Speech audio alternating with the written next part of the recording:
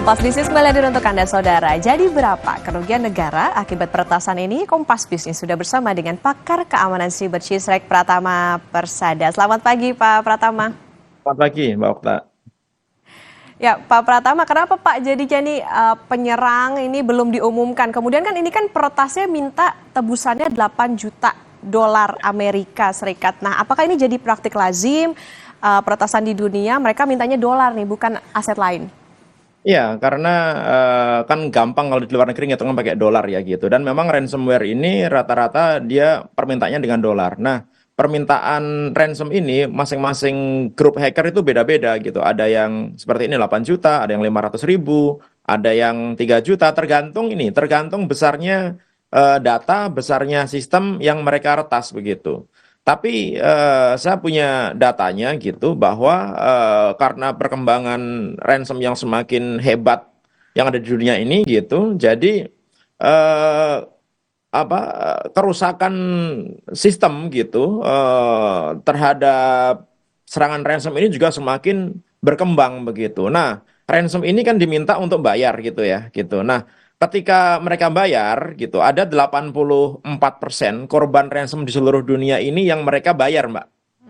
Gitu, bayar kemudian mengharapkan key-nya itu dikasih, bayar 1 sampai 2 juta dolar, sampai 3 juta dolar dan lain-lain gitu. Tetapi hanya 47% saja yang mereka bisa mendapatkan kunci dan mendapatkan datanya balik lagi gitu. Nah, rata-rata pembayaran ransom gitu dalam 24 bulan terakhir ini di Amerika itu sekitar 1,4 juta US dollar, rata-rata ya gitu. Di UK, United Kingdom itu sekitar 423.000 US dollar. Di Prancis itu 1 juta US dollar. Di Jerman 762.000 US dollar gitu. Jadi rata-rata pembayaran ransom, kerugian akibat ransom ini 46%-nya itu antara 1 sampai 10 juta US dollar per institusi ya. Kemudian di atas 16%, 16%-nya itu kerugiannya sekitar 10 juta US dollar. Oke lah, kalau misalkan kita rata-rata nih satu institusi ruginya 5 juta US dollar gitu. Berarti 5 juta dikali 282, ya kan? Itu berapa itu? Udah banyak banget. Ada berapa miliar itu ya US dollarnya itu ya gitu. Nah, ini kerugian yang sebenarnya tidak disadari gitu. Dengan sebenarnya melakukan pengamanan yang agak standar gitu. Sebenarnya udah sangat standar sih gitu. Melakukan backup yang baik sebenarnya ini nggak akan terjadi gitu karena musuhnya ransom itu adalah kalau institusi targetnya korbannya memiliki sistem backup yang bagus. Sehingga ketika data-data di servernya itu di-encrypt, dirusak, tidak bisa dibuka, masih ada data cadangan yang kurang dari beberapa jam gitu, bahkan less than 1 hours gitu, kurang dari 1 jam, itu langsung live lagi. Di beberapa sistem yang bagus, beberapa menit itu langsung live lagi gitu. Nah, ini ternyata tidak dimiliki oleh Pusat Data Nasional yang sebenarnya itu sangat kritikal gitu. Nah, kemudian ada pertanyaan, apakah kalau misalkan bayar itu kemudian akan dibalikkan? Tadi saya bilang, enggak dibalikin. Yang dibalikin itu hanya sekitar 47% aja yang dibalikin. Yang lainnya enggak dibalikin. Karena apa? Karena bisa jadi aktornya itu memang mereka serakah gitu, begitu dibayar mereka mau minta tambah lagi sehingga nggak didapatkan kuncinya gitu, atau aktornya itu sebenarnya dia bukan aktor yang sebenarnya. Gini, bukan aktor sebenarnya itu maksudnya saat ini tren dunia ransom itu ransomware itu bisa disewakan Mbak Okta. Jadi kalau misalkan kita nggak punya kemampuan hacking, kita nggak punya kemampuan untuk melakukan peretasan, tapi kita punya akses ke dalam suatu sistem yang high profile gitu, sistem pemerintah, sistem perusahaan yang besar gitu, orang itu yang jahat bisa sewa ransom gitu. Misalkan Lockbit nih, dia bisa sewa ransom ke Lockbit gitu. Setelah perjanjian deal, kemudian pembagiannya itu biasanya 70-30%. 70% buat penyewa, 30% buat si pemilik malware-nya gitu.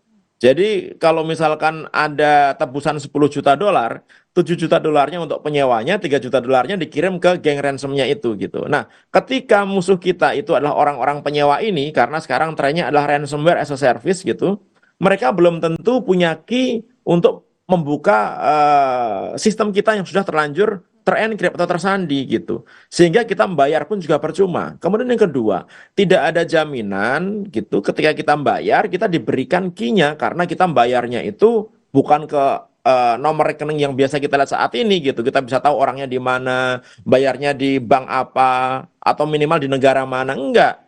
Pakainya kan pakai cryptocurrency, pakai Bitcoin, pakai Ethereum, mereka hanya memberikan dompet kriptonya yang kita nggak tahu dompet kripto itu milik siapa, sehingga begitu kita kirim, kita nggak ada kontrol sama sekali terhadap uang itu gitu. Sehingga duit itu nyampe kemanapun kita nggak tahu. Kita hanya bisa mengharapkan kebaikan dari si hacker untuk memberikan key-nya untuk membuka sistem yang sudah mereka serang gitu. Nah itu akan susah gitu. Hanya sedikit yang diberikan gitu. Oleh karena itu membayar itu bukan option. Jadi kemarin yang imigrasi dibilang sudah live, kemudian LKPP live, kemudian data untuk pendaftaran merek apa daftaran halal itu juga sudah bisa jalan. Itu bukan dari recovery file yang ada di Pusat Data Nasional sementara. Jadi salah itu kalau misalkan mereka live gara-gara PDN sudah mulai recovery sedikit demi sedikit. Nggak benar informasi itu gitu. Karena data yang sudah dirusak oleh si geng Lockbit ini menggunakan brand zipper gitu. Itu sudah terenkrip dan tidak bisa diapa-apain, nggak bisa dibuka gitu. Bahkan kalaupun nekat kita membuka gitu, berusaha untuk membuka gitu ya.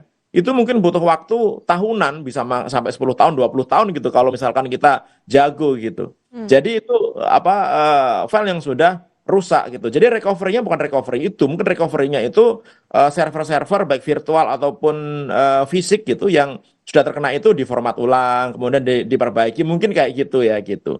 Nah, langkah yang bisa dilakukan adalah sebenarnya meminta para tenan yang kata Kominfo namanya tenan gitu, padahal itu sebenarnya adalah kementerian lembaga dan pemerintah daerah, pemerintah pusat yang menitipkan datanya di Pusat Data Nasional gitu. Apakah mereka punya backup datanya gitu? Karena sebenarnya mereka kan nggak boleh. Menurut regulasi yang ada di Indonesia, peraturan pemerintah tentang sistem pemerintahan berbasis elektronik, Perpres 1 Data Indonesia, kementerian lembaga itu nggak boleh lagi tuh melakukan pengadaan server. Nggak boleh lagi tuh mereka punya data yang terpisah-pisah di instansinya masing-masing gitu. Sehingga mereka diwajibkan, diharuskan, dipaksa untuk meletakkan data dan sistemnya di Pusat Data Nasional. Di sisi lain, PDN ini ternyata belum disiapkan dengan baik masalah security-nya. Jadi saat ini yang selamat itu adalah selamat yang balelo, Mbak. Jadi yang tidak compliance, yang tidak nurut gitu sama Kominfo gitu, ini yang sekarang ini selamat gitu. Yang nurut, yang paling compliance malah nggak selamat. Karena apa pengamanan sistem PDN ini tidak maksimal gitu. Nah, kemudian ada yang ngomong kan ini hanya PDN sementara gitu kan belum PDN benarnya. Emangnya data yang disimpan di dalam PDN sementara ini data-data palsu gitu, data-data fake, data-data yang untuk uji coba kan enggak. Kan data-data real, data-data asli, sistem yang asli yang berjalan yang digunakan untuk melayani pemerintah. Jadi jangan pernah membedakan bahwa ini data nasional sementara atau pusat data nasional yang sebenarnya. Pengamanannya harus tetap sama dong. Jadi nggak boleh dijadikan excuse gitu. Artinya apa? Artinya pengamanan itu udah standar. Apalagi ketika diklaim pusat data nasional ini adalah data center dengan level tier 4, Mbak. Tier 4 itu adalah data center dengan level paling tinggi yang ada di dunia ini gitu. Yang artinya jaminan uptime-nya itu adalah 99,995%.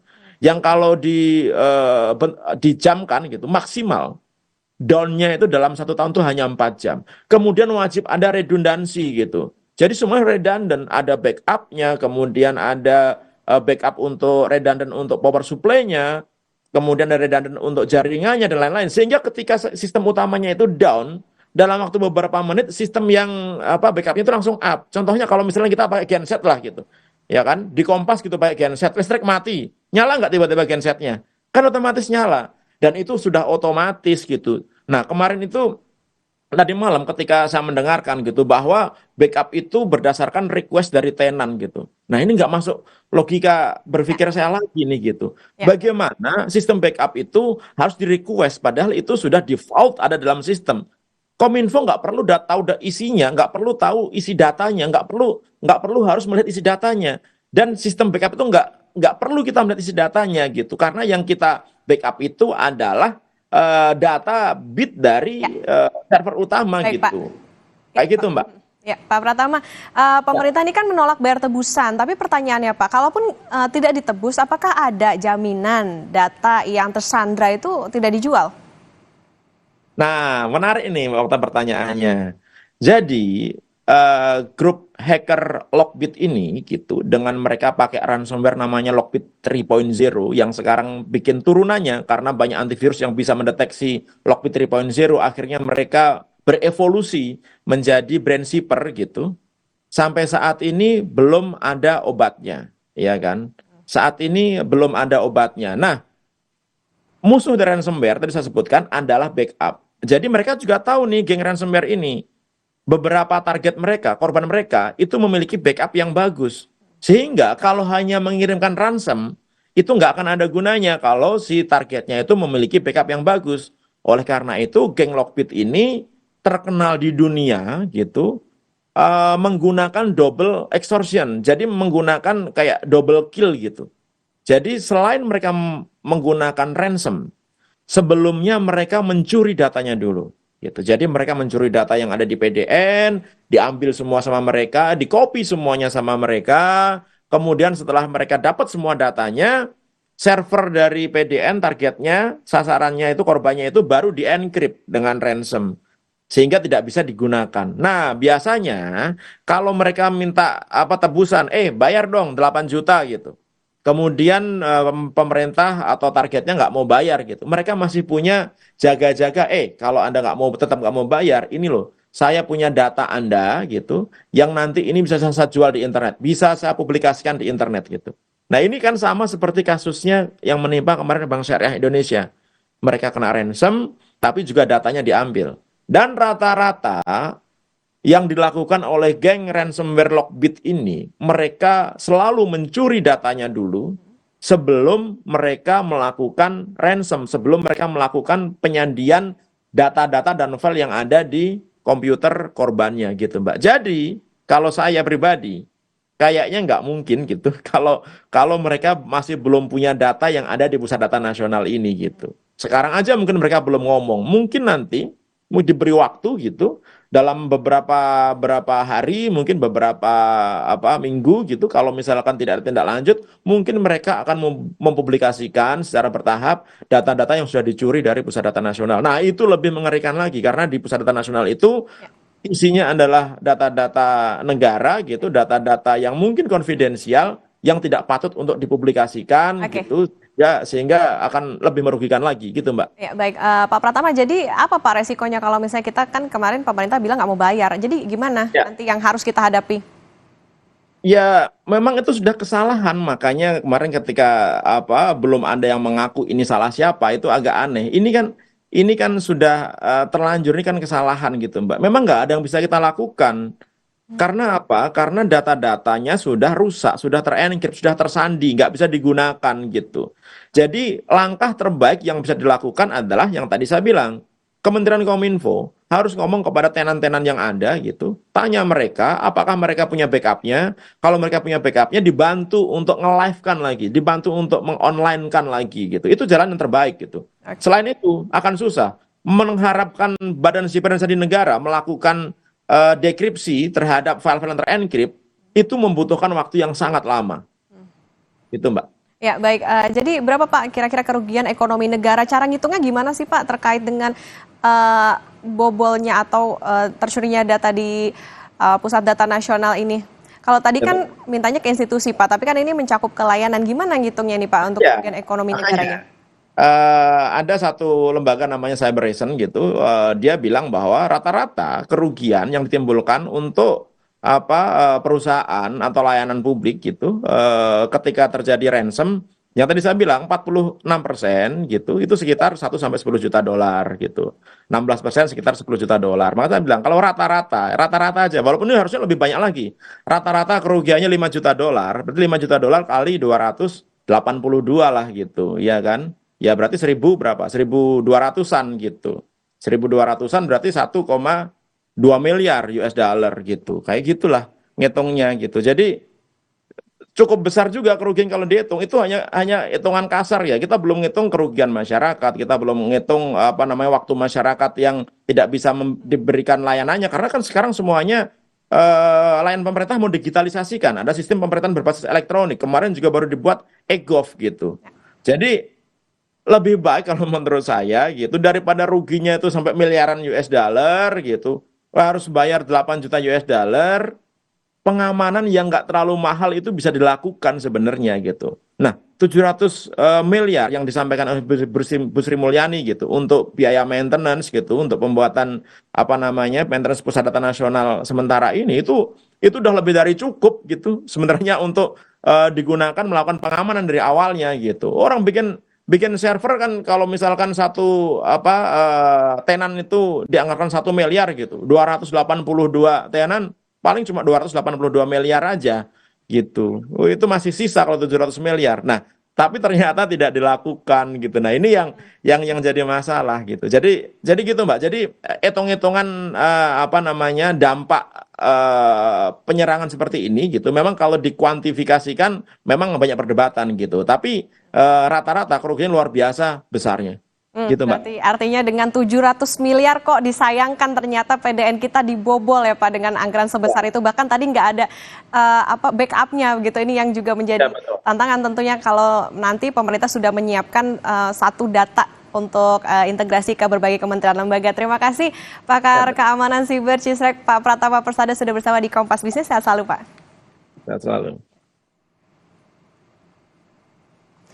Mengutip IBM, saudara, ransomware adalah sejenis program jahat atau malware yang mengancam korban dengan menghancurkan atau memblokir akses ke data yang dimiliki oleh korban. Untuk kembali bisa mengakses data, penyerang biasanya meminta tebusan kepada korban. Nah, jika korban tidak mau membayar tebusan, pilihan yang paling mungkin kan adalah menginstal ulang sistem operasi. Nah, saudara, Sapa Indonesia Pagi masih akan kembali usai jeda dengan informasi mantan Menteri Pertanian Syahrul Yassin Limpo hari ini jalani sidang pembacaan tuntutan atas kasus gratifikasi yang menjeratnya. Informasinya, saudara, usai jeda.